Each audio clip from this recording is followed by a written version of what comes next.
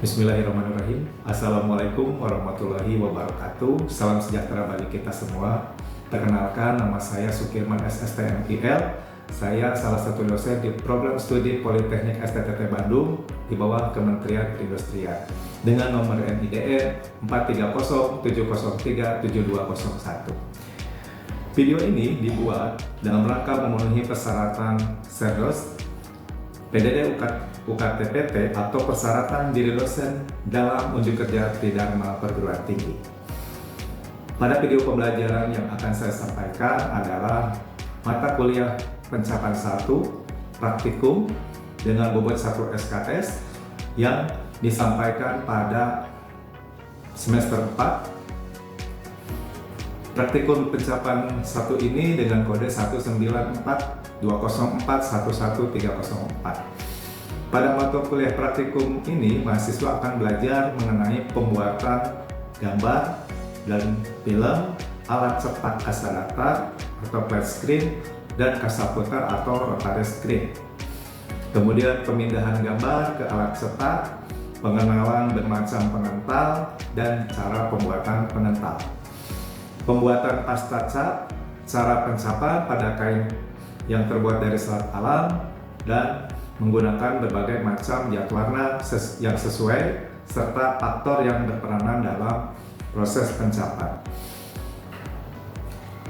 Adapun capaian pembelajaran program studi yang dibebankan pada mata kuliah ini adalah yang pertama, menunjukkan sikap bertanggung jawab atas pekerjaan di bidang keahliannya secara mandiri.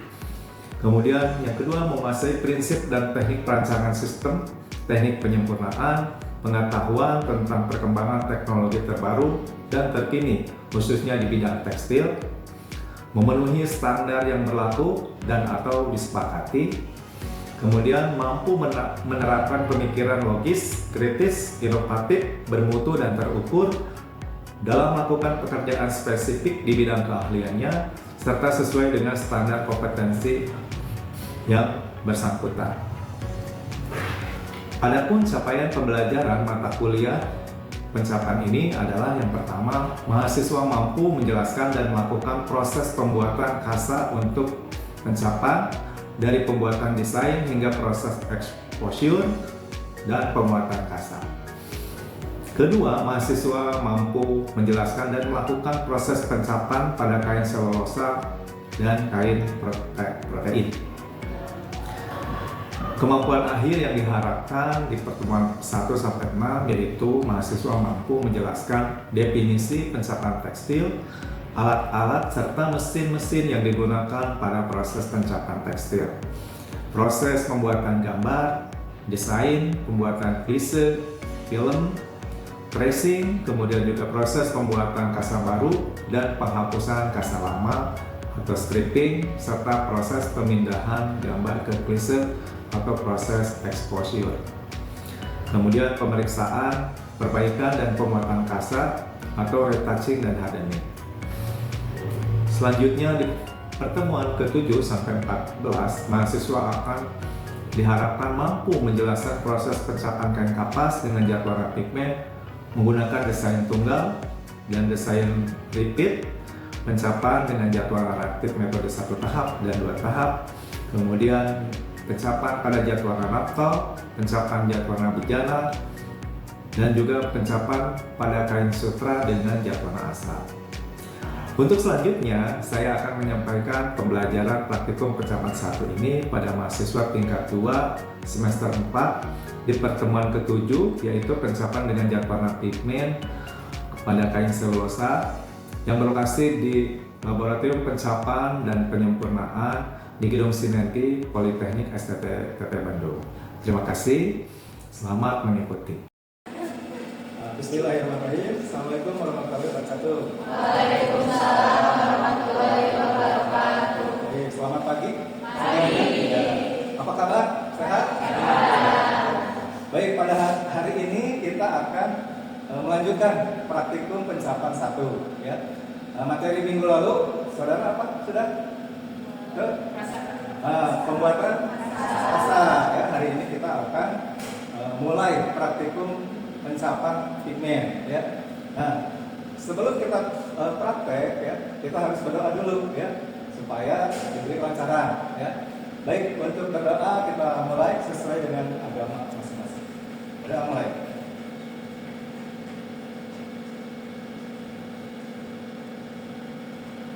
Berdoa selesai. Baik, ya, baik kita absen dulu sebelum kita mulai ya. Putra ada?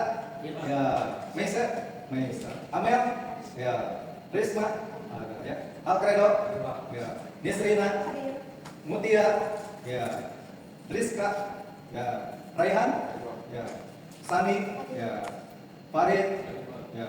Baik, saudara sudah diminta untuk membuat jurnal ya.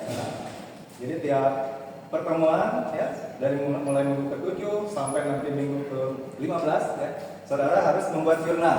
Nah, tujuannya untuk apa? Supaya saudara ada peta ya. Jadi di jurnal ini saudara buat maksud dan tujuan praktek yang akan kita kerjakan, yang saudara kerjakan ya.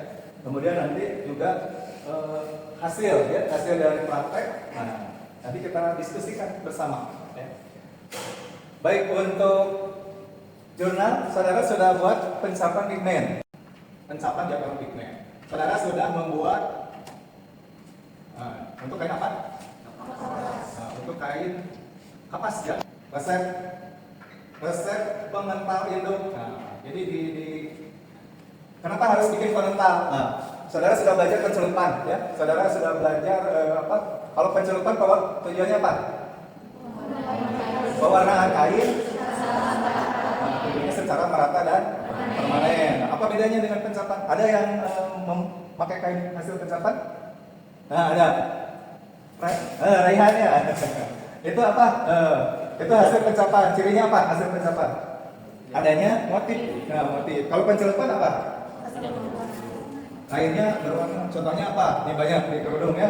Kerudung berwarna-warni. Nah, tadi tujuannya kalau pencelupan adalah untuk memberikan warna secara merata dan permanen. Kalau pencapan memberikan warna sesuai dengan motif. Nah, saudara sudah membuat kasak ya kemarin ya. Nah, sekarang kita akan aplikasikan. Jat warna yang saudara aplikasikan tentunya di pencelupan sudah ya belajar ya. Nah, pencelupan sudah. Jadi ada kompatibel antara jat warna dengan serat ya, kecocokan. Karena tidak sembarang kain bisa diwarnai dengan jat warna ya.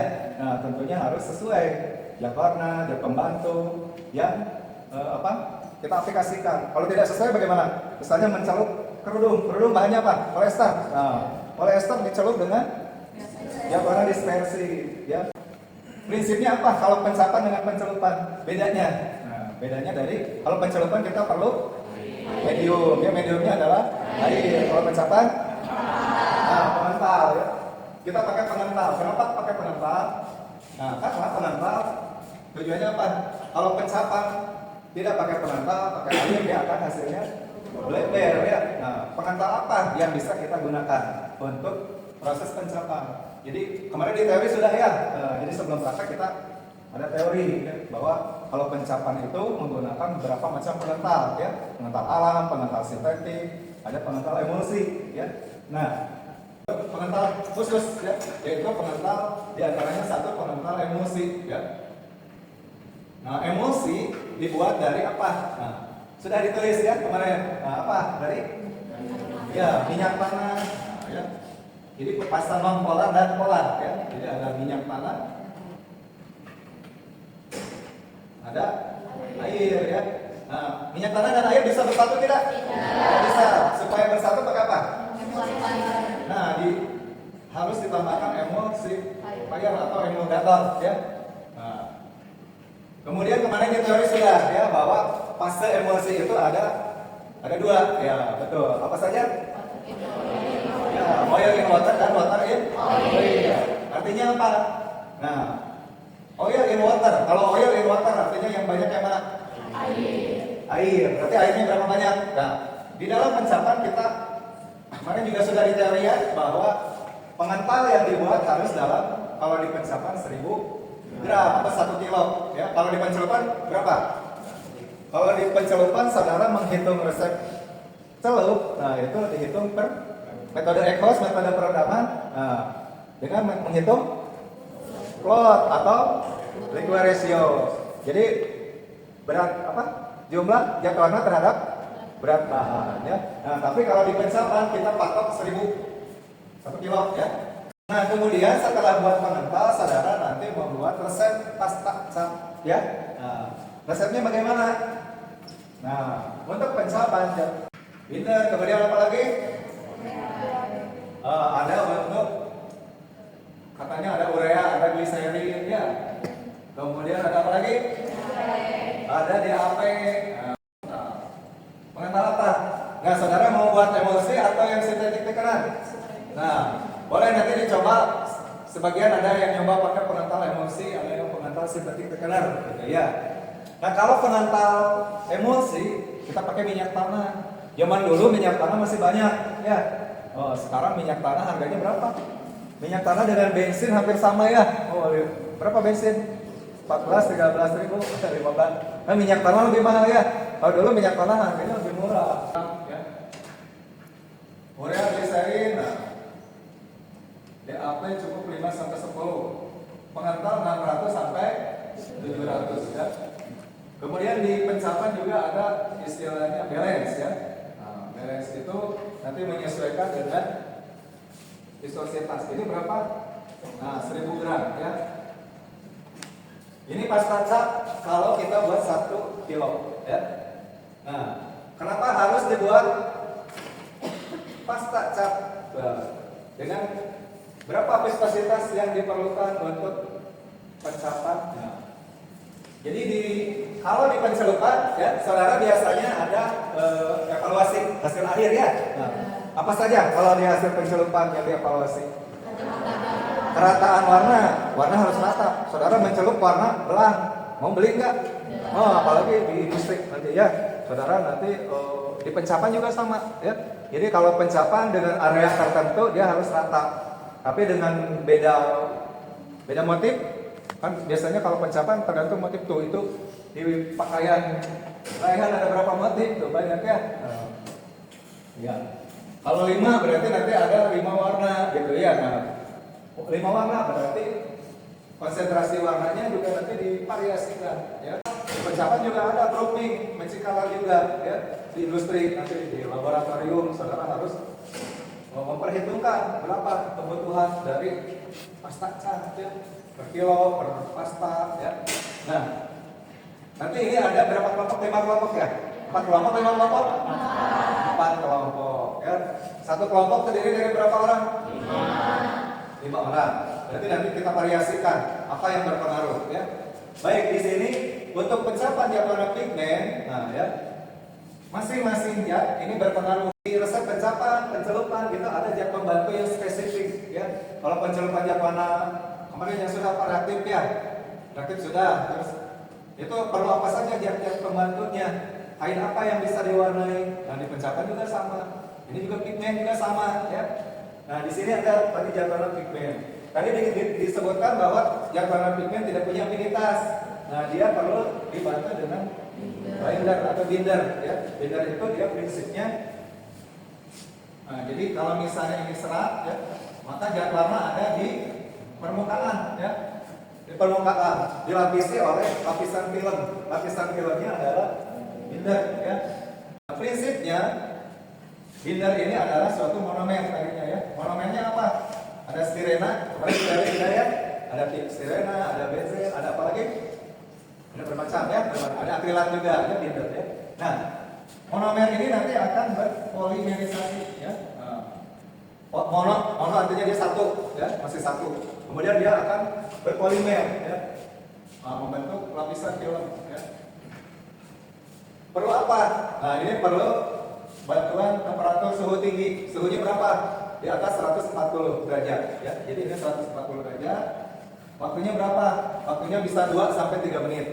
Ini namanya proses ya, ada proses namanya curing. Curing itu dia polimerisasi ya.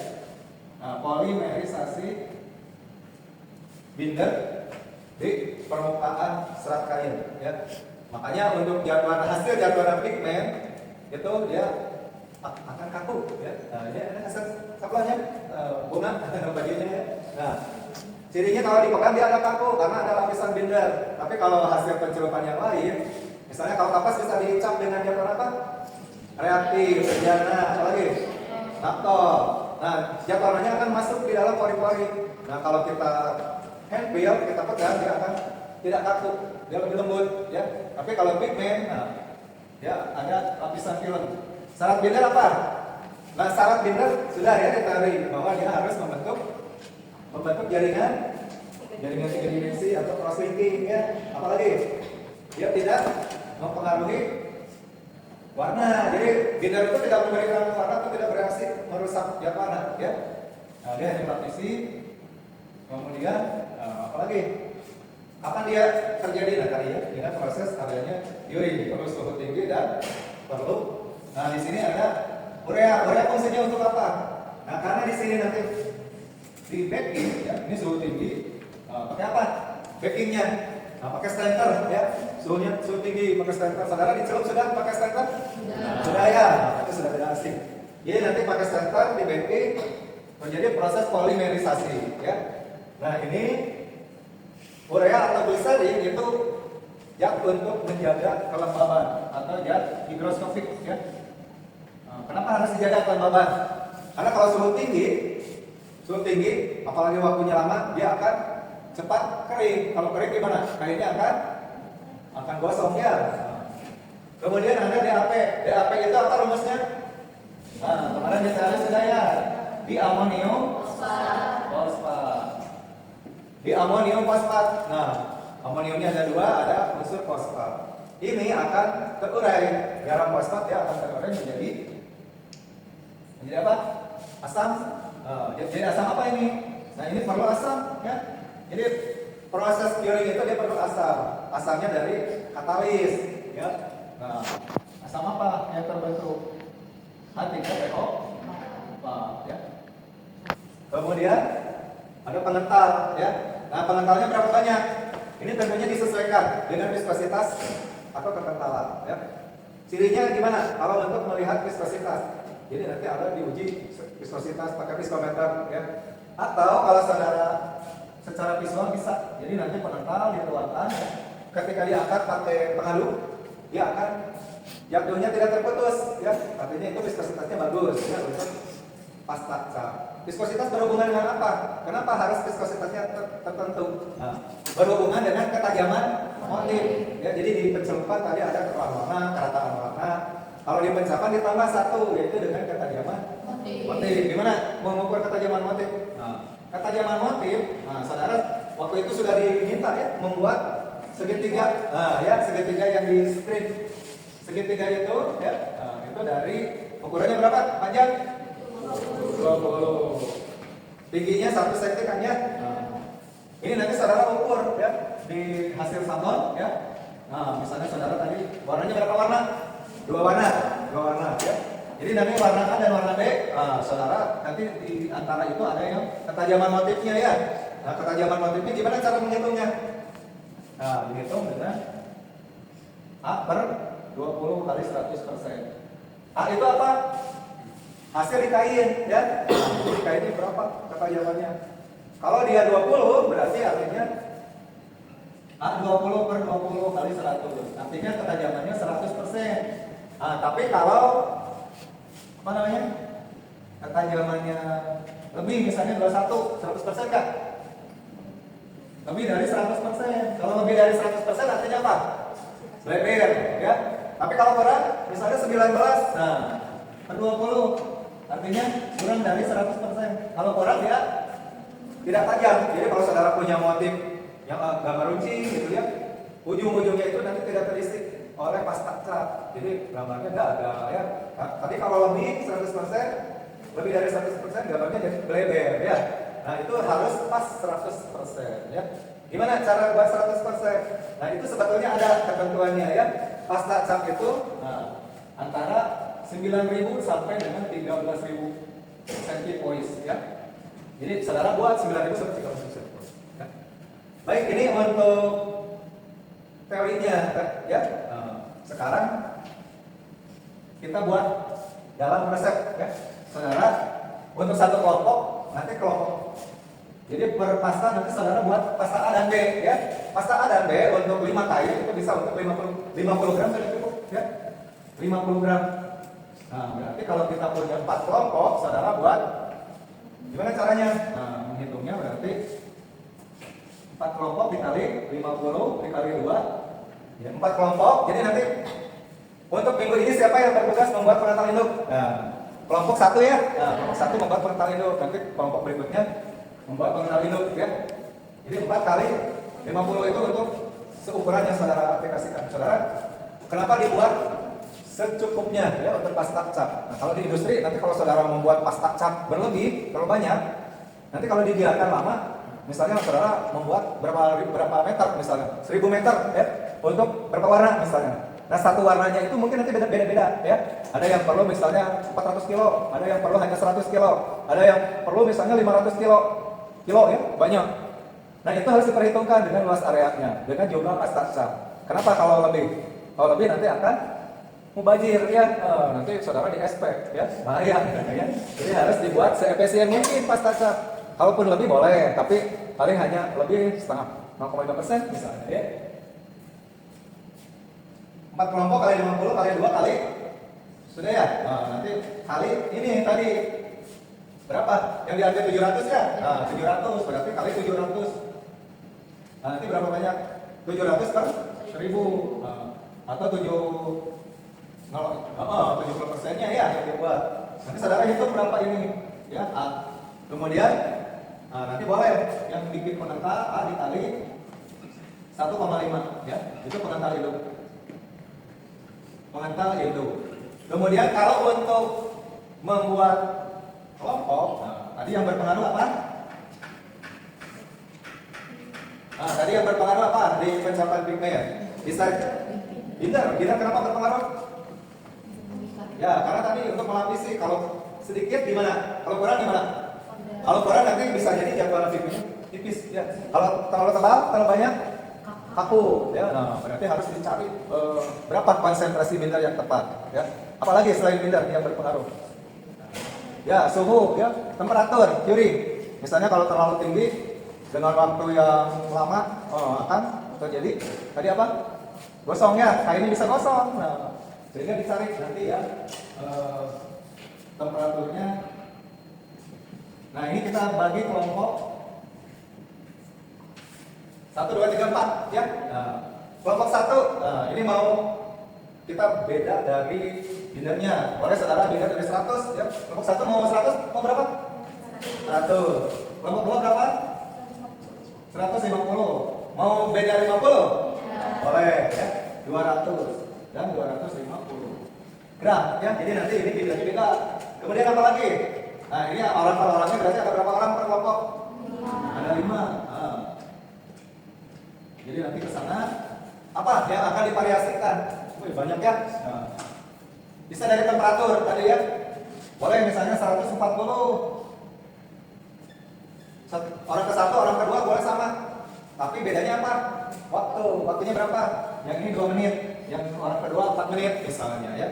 Orang ketiga berapa? Nah, orang ketiga ya. Ketiga berapa? Ketiga keempat mau berapa? Naik 10 temperaturnya? Ya, 50 ya. Mau sama beda waktu boleh. Orang kelima berapa? Wah, boleh 160. Kita coba 160 ya. 2 menit. Nah, jadi nanti disamakan ke antar kelompok dengan beda binder tadi ya. Pengaruhnya bagaimana? Ya, dengan beda binder dengan temperatur yang sama. Nah, antar kelompok juga nanti ke bawah sama. Kemudian yang per kelompok itu beda temperatur, hasilnya bagaimana? Ya, nanti saudara evaluasi. Jadi apa saja yang dievaluasi? Evaluasinya apa saja? Ya, ketajaman motif, ketuaan warna, dan kekerataan. Kemudian apa lagi? Kalau binder ada kekakuan. Kekakuannya pakai apa? Di penyempurnaan kemarin sudah ya. Uji apa? Uji pakai stiffness misalnya ya. Kalau secara akurat supaya tepat gitu ya. Tapi bisa juga dengan hand feel gitu ya. Ada pertanyaan? Cukup jelas? Jelas ya. Saya pikir kemarin di teori juga kita sudah bahas ya. Nah, secara teori, ini secara praktek ya. Baik, kalau sudah jelas, kita mulai saja ya. Mangga.